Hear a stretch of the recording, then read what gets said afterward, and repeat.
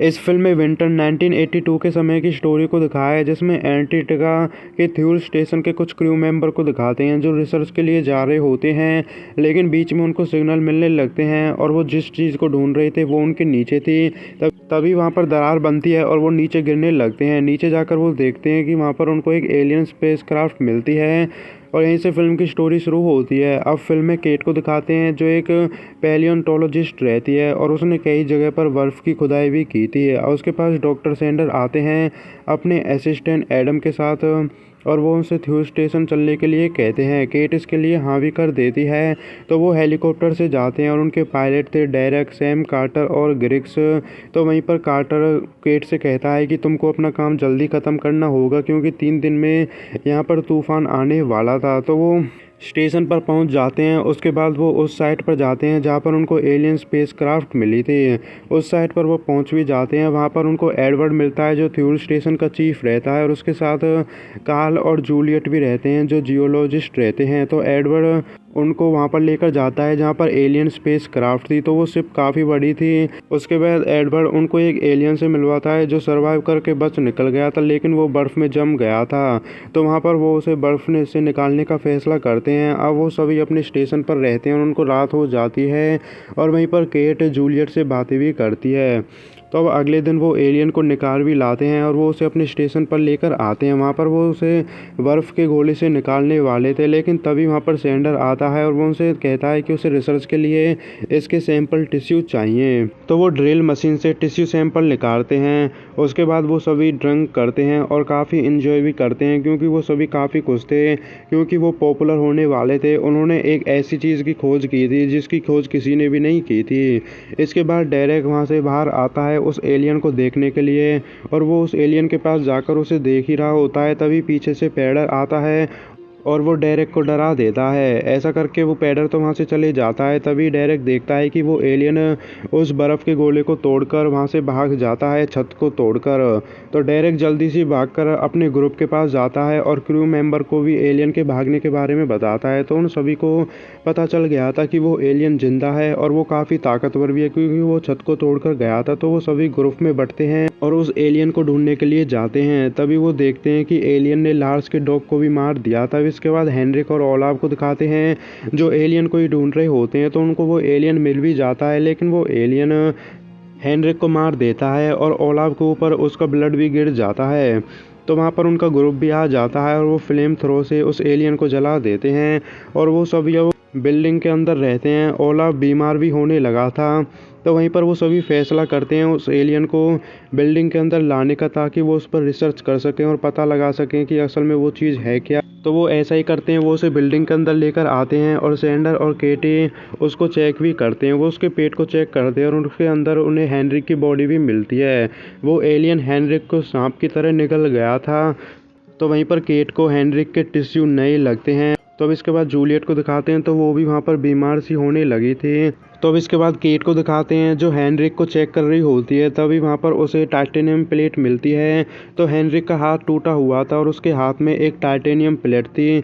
But अब सवाल ये था कि वो टाइटेनियम प्लेट उसके हाथ से बाहर क्यों आई, इसका जवाब हमको फिल्म में आगे पता चलेगा। अब इसके बाद केट हेनरिक के टिश्यू सैंपल लेती है और उसे चेक करती है। वहाँ पर केट और एडम को पता चलता है कि एलियन सेल्स हेनरिक के सेल्स पर अटैक कर रहे थे और उनकी कॉपी कर रहे थे। इसका मतलब था कि वो एलियन हेनरिक का रूप ले सकता था। अब अगले दिन कुछ पायलट्स वहाँ से जाने लगते हैं, साथ में वो ओलाव को भी ले जाते हैं क्योंकि वो काफ़ी बीमार था। अब इसके बाद केट बाथरूम में रहती है तो वहाँ पर फर्श पर उसे चांदी के दांत पड़े हुए मिलते हैं। तभी वो बाथटब को देखती है जिस पे खून लगा हुआ था। तो वहाँ पर उसे रियलाइज़ हो जाता है कि उस एलियन से जो भी इन्फेक्टेड हो जाता है कुछ टाइम बाद वो भी एलियन में बदल जाता है और ओलाव भी इन्फेक्टेड था। इसलिए वो भागकर हेलीकॉप्टर को इशारा देती है उसे लैंड करने के लिए। तो कार्टर हेलीकॉप्टर में रहता है और वो केट के इशारों को देखकर उसे लैंड करने वाला रहता है। उस हेलीकॉप्टर में ग्रीक्स भी रहता है। वो एलियन में बदल जाता है और ओलाव पर अटैक करता है और उनका हेलीकॉप्टर क्रैश हो जाता है और वो सभी मर जाते हैं।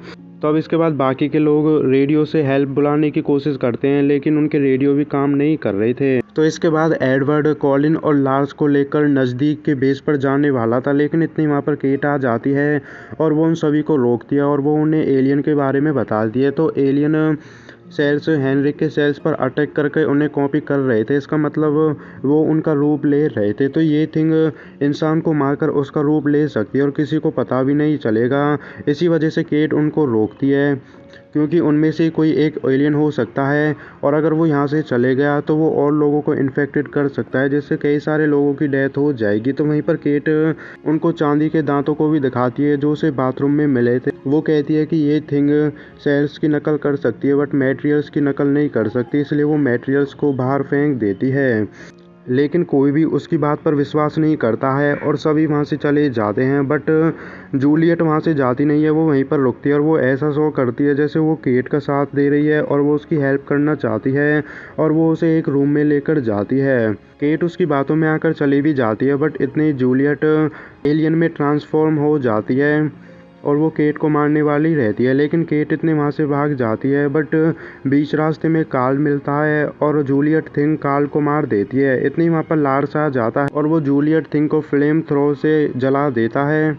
तो ये एक बिल्कुल वायरस की तरह था और उनमें से अब कोई भी इन्फेक्टेड हो सकता है। इसका मतलब उनमें से जो भी बचे थे कोई भी एलियन रह सकता है, इसलिए वो सभी का ब्लड सैंपल चेक करने का फैसला करते हैं ताकि वो पता लगा सकें कौन एलियन है कौन इंसान है। तो वहीं पर लार्स और केट व्हीकल को भी ख़राब कर देते हैं ताकि कोई भी यहाँ से भाग ना सके और वहीं पर उनको ग्रेनेड भी मिलते हैं। इतने ही वो देखते हैं कि वहाँ पर डेरेक और कार्टर भी आ जाते हैं।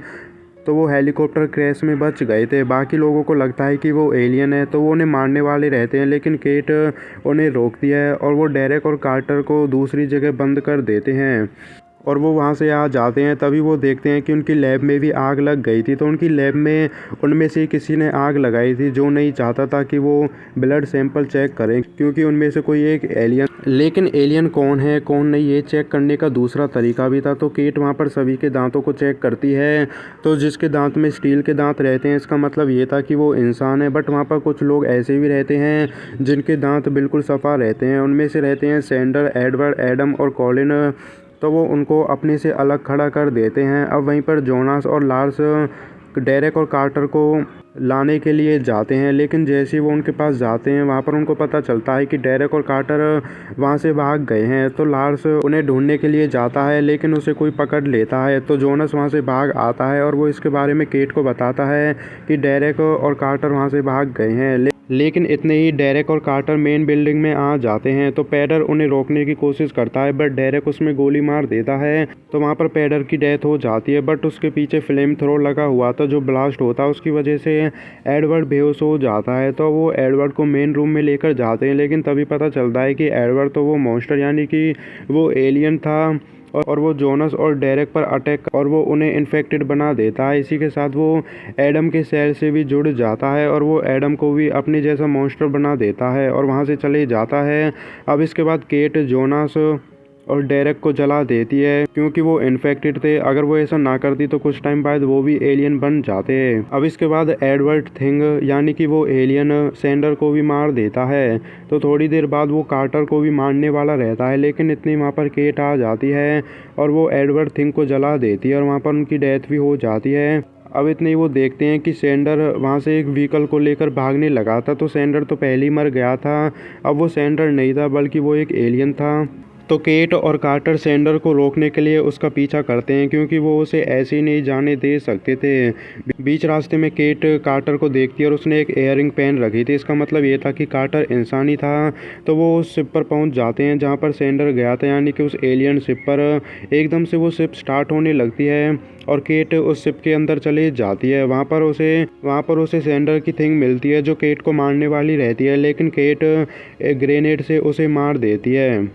तो वहाँ पर उन्होंने आखिरी एलियन को मार दिया था और शिप भी बंद हो जाती है। उसके बाद केट और कार्टर वहाँ से आ जाते हैं बट केट को पता चल जाता है कि कार्टर इन्फेक्टेड है क्योंकि उसके कान में अब वो इयररिंग नहीं थी।